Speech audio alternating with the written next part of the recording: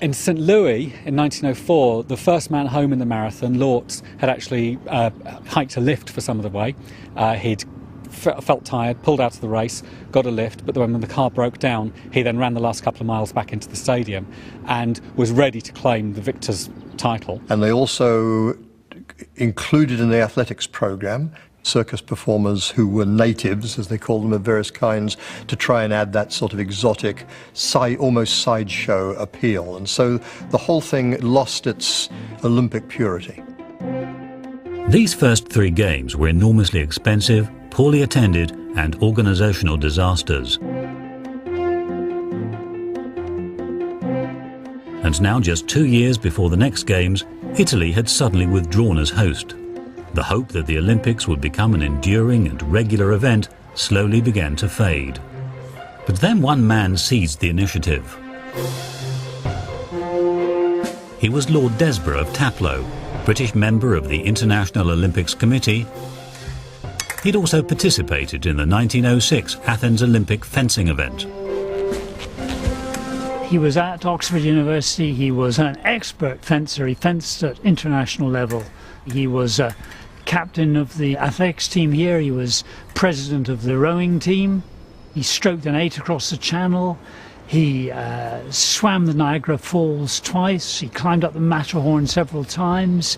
He was a great champion at just about everything he did. He was undoubtedly the biggest figure in British sport for a century. It was Desborough who convinced King Edward VII to host the 4th Olympiad in London. And who better to manage the Games but Lord Desborough himself? He became the talking point of polite society in the drawing rooms of Britain. As Vanity Fair claimed in 1908, Lord Desborough is more than an athlete and a fencer. He has a really fine and broad mind. He will make an ideal president of the Games, for he has that perfect courtesy which springs from a broad and sympathetic humanity. Like de Coubertin, Desborough looked to the Greeks for inspiration. The dominant idea of the old Hellenic games was peace. This same idea of peace and unity, in connection with international athleticism, is capable of a modern application. By holding the Games in London, we showed the world how to run things. Lord Desborough would transform the Olympic Games. For the first time ever, athletes would compete under their national flags rather than as individuals. These athletes would undergo selection in trials. They would wear uniforms and would follow prescribed rules. For de Coubertin and Desborough, London 1908 was to be an international showpiece. It was a vision of a future where peace was brought about through sport. But few imagined the clash of nations off the sports field which lay so soon ahead.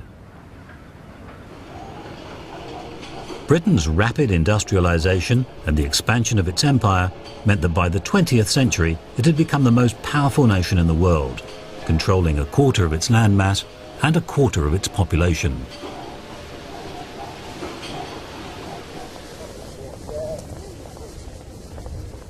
But with the new century, Britain's supremacy was being challenged. German military progress, Irish independence, and the commercialism of the United States meant that Britain's moment was passing. The United States had become a leader in industrial production and an economic power to be reckoned with.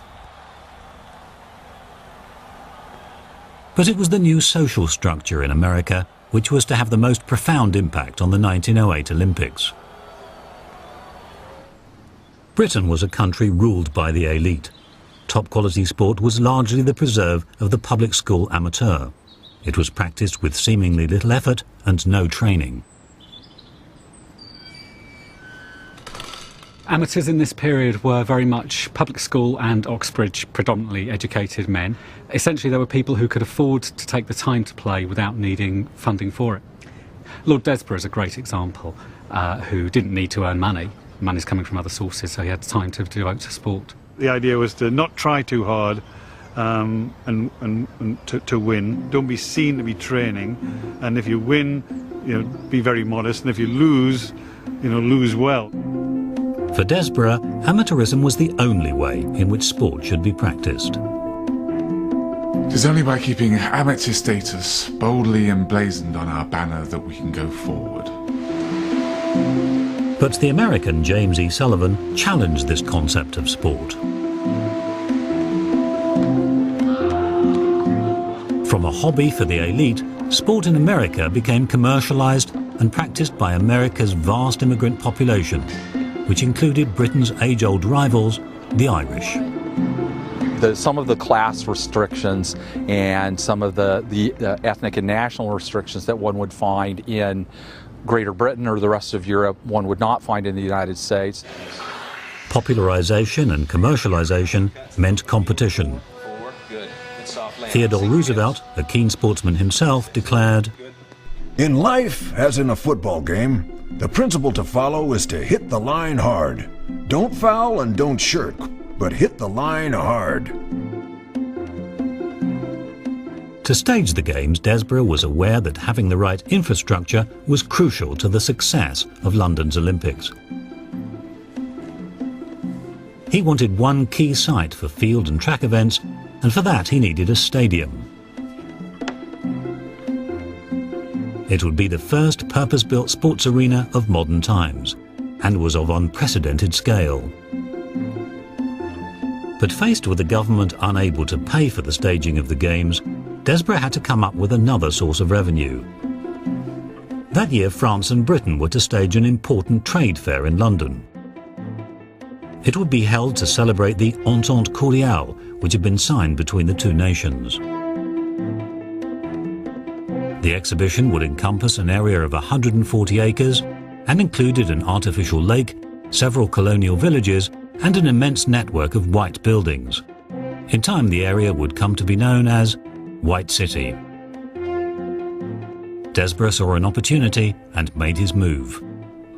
I persuaded the exhibition authorities to pay for a new stadium. They offered £44,000 with a grant of £2,000. In return, they would receive 75% of the ticket receipts. With pre-echoes of modern construction, the estimate was optimistic. It ended up costing much more, £220,000. Lord Northcliffe from the Daily Mail agreed to sponsor our final appeal. We were helped by individual donations from Daily Mail readers. But unlike St. Louis and Paris, these games would not be part of the exposition. They would be games in their own right, performed in a purpose-built stadium and run by the British Olympic Council. Lord Desborough involved himself in every aspect of the development to ensure the White City Stadium was built within 10 months. Given the technology of the day, it was a remarkable achievement. Although it no longer exists, archive footage gives us an idea of what the stadium would have looked like in its heyday. London's White City Stadium for the widely heralded Mile in the Million. 4 men ran it in less than 4 minutes. Michael Blagrove set an early pace but faded on the third lap. The race itself... It was eventually demolished in 1985 to make way for the building of the BBC. Today, a plaque commemorating the Games marks the site.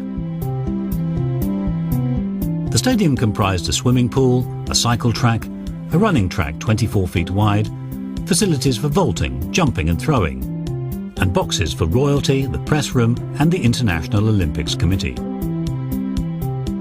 Lady Desborough and myself laid the first foundation in 1907. Olympic villages had yet to be invented, so finding lodgings and transport for the thousands of international athletes, delegates and spectators was no easy task. To solve the problem, Desborough provided hundreds of booklets to the participating nations, recommending bed and breakfast accommodation. Brighton would provide a suitably separate base for the Americans. From here, athletes could exercise daily and take the train to London for competitions. Desborough launched a new era of internationalism when, for the first time, he published rules in different languages. Crucially, these rules defined the amateur status. Distinctions between amateurs and professionals lingered longer in some sports than others. Athletics wiped out the distinction in the 1980s.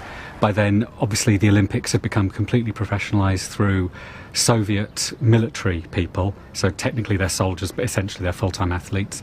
The Americans responded with a very strong college scholarship system, so technically they're students, effectively they're athletes professionally, and nobody else could carry on and compete with that. The amateur-professional dilemma remained an enormous problem in the Olympic movement for the rest of the 20th century until, at the end of the century, the IOC finally simply got rid of the amateur distinction, and there is no more rule about amateurism in the Olympic movement, but it remained a very sticky wicket, particularly from the British point of view.